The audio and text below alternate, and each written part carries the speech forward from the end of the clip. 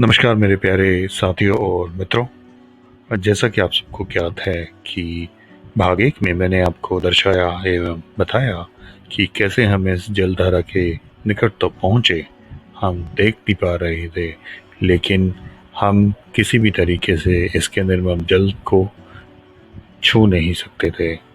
तो हमने जाने का एक बहुत ही अनूठा रास्ता ढूंढ ही लिया। तो मित्रों, हम इस स्थान तक कैसे पहुँचे, मैं किसी भी साथी के लिए वो चीज़ प्रयुक्त नहीं कहूँगा और ना मैं समझूंगा, और अपने विवेक और विवेचन को ध्यान में रख के ही अपना कदम आगे बढ़ाएं। हमने उस तार की दीवार के नीचे से रेंगते हुए इस स्थान पर पहुंचे और तो मित्रों, इतनी कठिनाई के बाद यहाँ पहुंचने के बाद सबसे पहला कार्य जो मैंने किया कि बोतल में से हमने पानी निकाला और इसमें से हमने पानी भरा। यथापि इस जलधारा तक पहुंचना और पानी भरना बिल्कुल भी एक सरल कार्य नहीं था। तो मित्रों, जलधारा की सतह तक पहुंचने के लिए तकरीबन 5 से 6 फीट तक का जो ढलान है, उस पर एक व्यक्ति से जाना और पानी भर के लाना संभव नहीं है। तो इसमें हमने एक दूसरे का सहारा देकर उसमें पानी भरा और पानी अवश्य ही बहुत अच्छा था। तो मित्रों, यहाँ हमने कुछ समय व्यतीत किया। जलधारा की दूसरी ओर हम देख पा रहे थे भवन, खेत, बुग्याल, पर्वत इत्यादि, और हमें ये बिल्कुल भी ज्ञात नहीं था कि ये निजी संपत्ति है या सार्वजनिक संपत्ति है। यहाँ के वो दृश्य और वो भाव सहसा ही आज भी मन को भाव विभोर कर उठते हैं। वो नीला निर्मम जल, सरल, समृद्ध और शीतल जल एक अनूठा रहस्य लिए अपने में, इन पर्वतों के सामने, इन पेड़ों के बीच से बहता हुआ। मन मानो यही कह रहा था कि बस यहीं ठहर जाओ, और आगे जाने की आवश्यकता ही क्या है। यात्रा मार्ग और गंतव्य स्थान दोनों ही अब हमारी प्राथमिकताओं में शायद नहीं थे।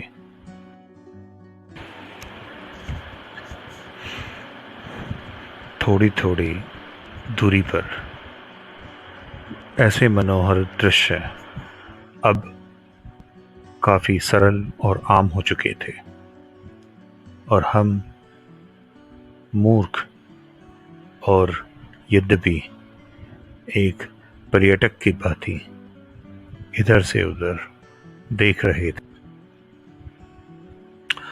पर्वतों की निर्मम काया में लीन एक भवन और खेत खलियान, जंगल, वन और वनस्पति, और भला मनुष्य को क्या चाहिए।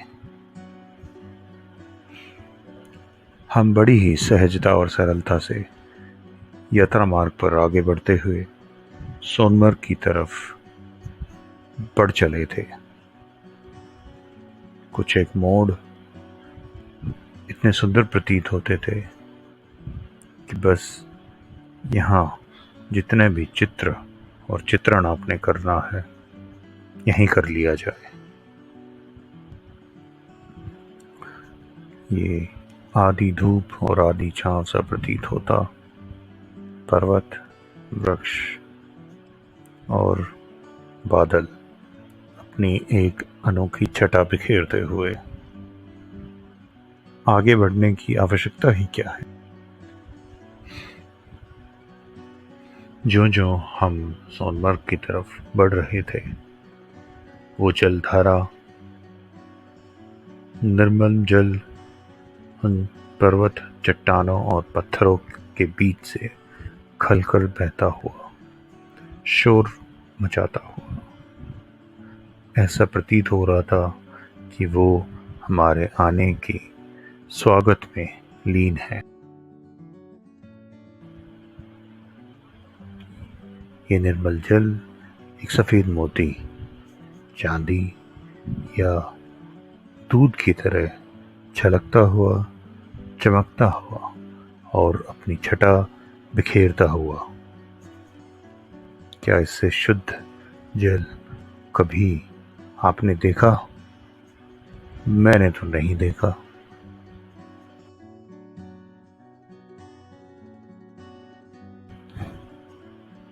छोटी छोटी निर्मल सफेद जल धाराएं पर्वतों से निकलती हुई, वृक्षों से और बड़ी धारा में मिलती हुई, मानो ये बड़ी धारा को परिपूर्ण और परिपक्व बना रही हैं।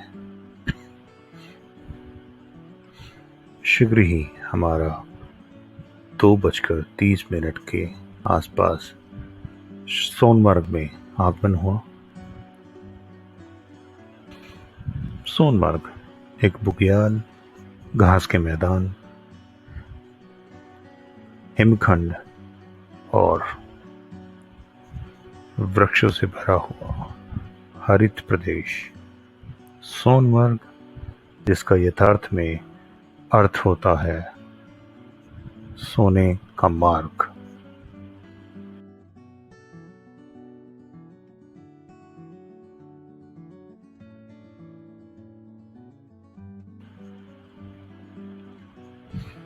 यही हमने देखा सोनमर्ग की छोटी सी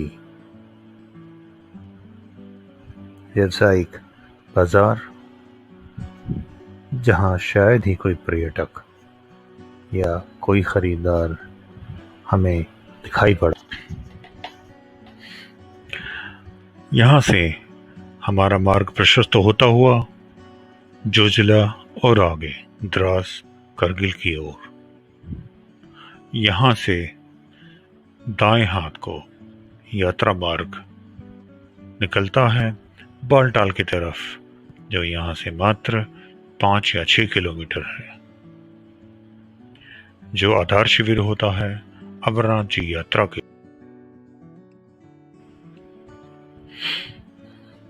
मित्रों, धीरे धीरे हमने जोजिला की तरफ चढ़ने का प्रयास किया और हमने पीछे छोड़ दिया सोनमर्ग और बालटाल का वो क्षेत्र। जैसा कि आप इस चित्र में देख पा रहे हैं, नीचे कहीं आपको बालटाल या सोनमर्ग की छटा दिखाई देगी। कुछ इसी तरह हम कच्चे या पक्के यात्रा मार्ग पर बढ़ चले, चढ़ते हुए अपनी मोटरसाइकिल और अपने धैर्य साहस के साथ उस रेतीले, मिट्टी और राख से भरे जोजिला दर्रे की ओर, जो द्वार खोलता है लद्दाख के लिए। आप सहसा ही अनुमान लगा सकते हैं कि ये खाई क्षेत्र कितना दुर्गम है।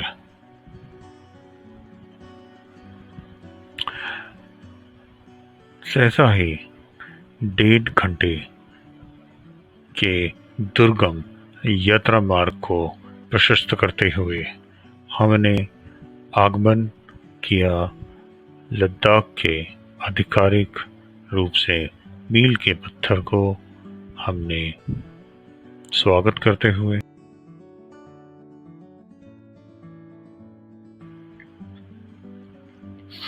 मित्रों, ये औपचारिक और आधिकारिक रूप से जोजिला दर्रे का मुख्य स्थान, जहां पर उस समय शायद ही कोई पर्यटक वाहन या कोई भी आधारभूत सुविधाएं मौजूद नहीं होंगी। अभी तो हम आज की दृष्टि से देखें तो यहाँ आपको ठहरने तक की व्यवस्था मिलती है। एक और सटीक चित्रण 2009 में जोजिला दर्रा।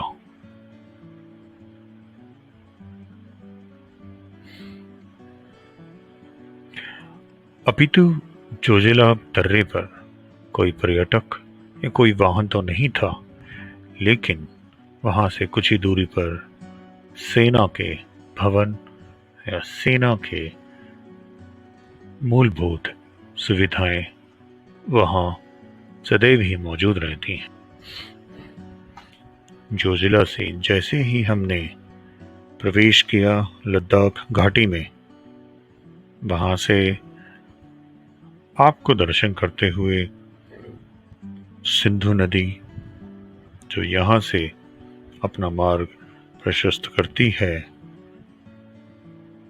पाकिस्तान ऑक्युपाइड कश्मीर या पाक अधिकृत कश्मीर की ओर। जोजिला दर्रे को पार करने के बाद पड़ाव में पहला गांव। मित्रों, यहाँ पर ठंडक का एहसास नहीं अपितु ठिठुरन का एहसास था। हवा तेज गति से और ठिठुरन भरी थी। यात्रा मार्ग पर चलते हुए सहसा ही हमने ये सूचना पट देखा, तो हम इसकी ओर बढ़े और हमने पाया कि ये है द्रौपदी कुंड। लेकिन इसके बारे में और कोई आवश्यक सूचना या जानकारी उपलब्ध नहीं थी।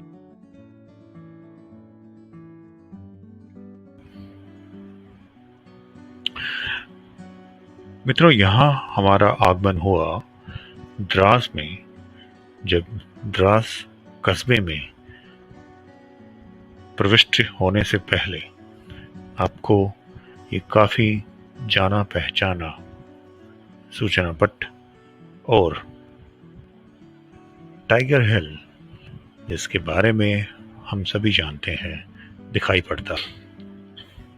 टाइगर हिल, जहां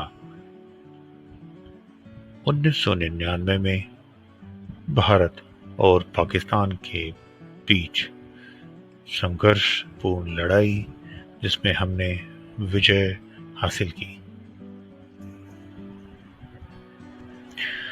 मित्रों, कोई 6 बजे साय के समय के अनुसार हमारा आगमन हुआ द्रास कस्बे में।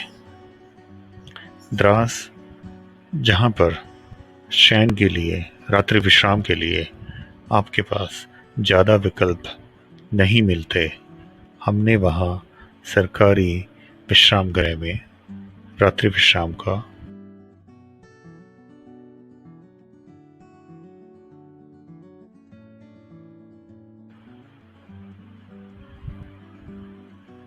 ये द्रास कस्बे की मुख्य सड़क और मुख्य बाजार के साथ।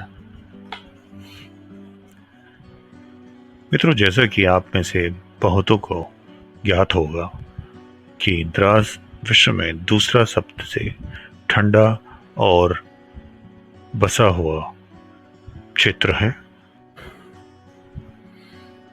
मित्रों, जैसा कि आप देख पा रहे हैं, पीछे हमारा विश्राम कक्ष, जो रात्रि विश्राम के लिए हमने मूलभूत सुविधाओं के साथ उपलब्ध कराया था। और अगले दिन प्रातः हमारे सुबह के भोजन के लिए एकमात्र विकल्प द्रास कस्बे में, जो कि शाकाहारी के लिए बहुत ज़्यादा विकल्प उपलब्ध नहीं करता, तो हमने शायद चाय या चाय के साथ एक पराठा का सेवन किया। प्रातः समय द्रास कस्बे में मुख्य सड़क पर, मुख्य बाजार में दुकानदार और अन्य लोग अपनी दिनचर्या की शुरुआत करते हुए द्रास मुख्य सड़क और नाली में साफ स्वच्छ बहता धारा का प्रवाह। मित्रों, हम जैसे ही थोड़ा सा आगे बढ़े तो बीच में एक या दो यदा कदा कोई गांव आ जाते थे, लेकिन पूर्ण रूप से द्रास से आगे करगिल तक आपको ज्यादा विकल्प नहीं मिलते। कुछ लोग तो कहीं भी मिल ही जाते हैं।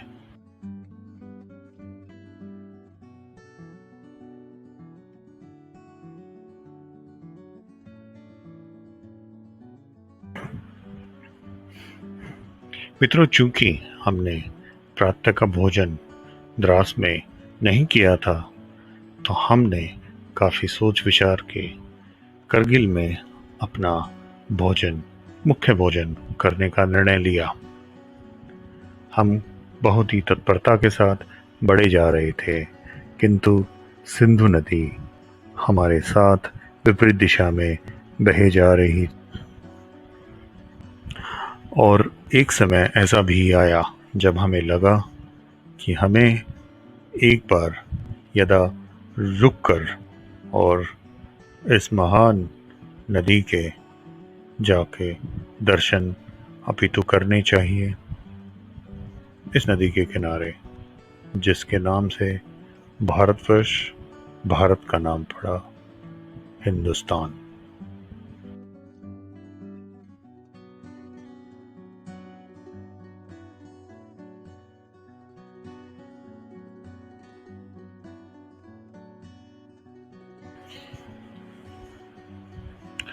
धीरे धीरे द्रास से आगे बढ़ने पर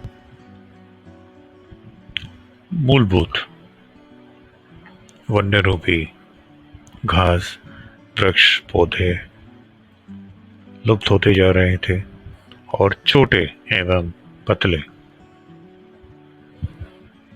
पेड़ और झाड़ियां बहुसंख्या में।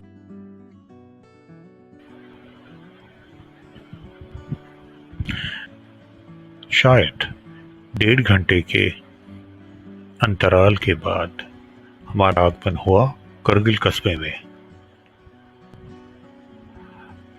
करगिल कस्बा लेह नगर आने से पहले आपकी सारी मूलभूत आवश्यकताओं के लिए एकमात्र स्थान है। करगिल कस्बा, उसकी मुख्य सड़क और मुख्य बाजार शायद ही कोई पर्यटक वाहन हो। यद्यपि वहां काफी जलपान गृह और उनके विकल्प मौजूद थे।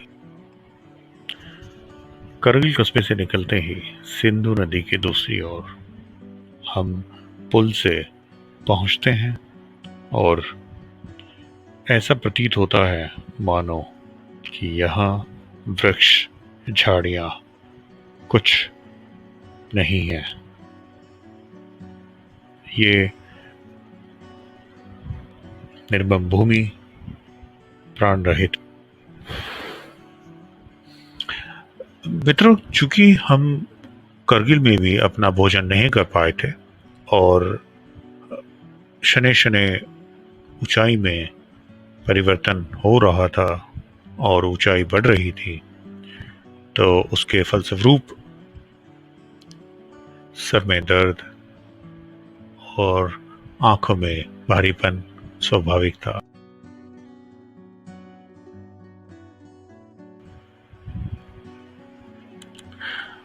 मित्रों, दोपहर के समय हमारा आगमन हुआ चंबा स्टैचू, चंबा नामक जगह। ये स्टैचू काफी दीर्घकालीन है, पुराना है, जहां गौतम बुद्ध की प्रतिमा स्थापित है। चंबा नगर से दूर के एक गांव का सुनहरा नजारा। यहाँ वृक्ष सिर्फ वहां उगते हैं जहां पानी की उपलब्धता है। उसके अलावा और उसके बिना भूमि निर्मम है और प्राणहीन है। चंबा में जलपान के लिए एक छोटा विराम लेते हुए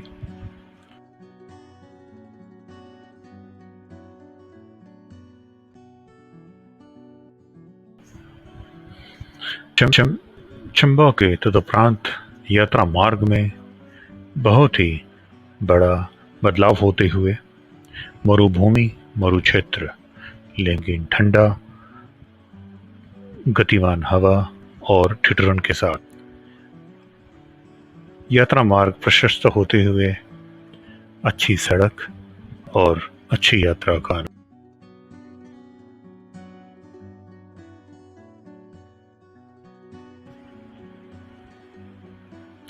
अभी तो कुछ समय पश्चात यात्रा मार्ग में पुनः बदलाव होते हुए और मिट्टी, रेत और बालू की सड़क दोबारा आती हुई।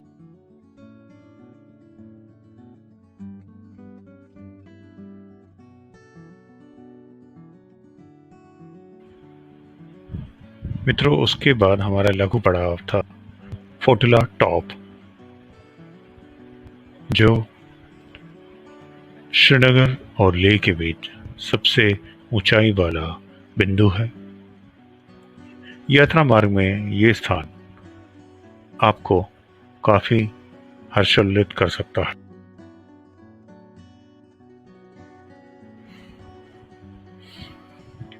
मरुभूमि के साथ वहां के गांव और पिछड़ापन, जाहिर भवन निर्माण की शैली और गांव की शैली, शायद ही यहाँ कोई निवास करता है। आप दरवाजे को देखिए।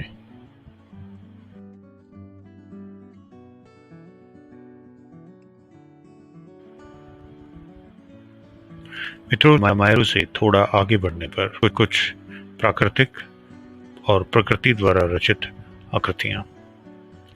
लमायरू एक काफी प्रसिद्ध और काफी मुख्य आकर्षण का केंद्र, लेकिन जैसा ही हम सूचना के अभाव में वहां ज्यादा समय व्यतीत नहीं कर, लमायरू से आगे एक संकरी घाटी में प्रविष्ट करते हुए दूर एक नई मोनेस्ट्री या मठ,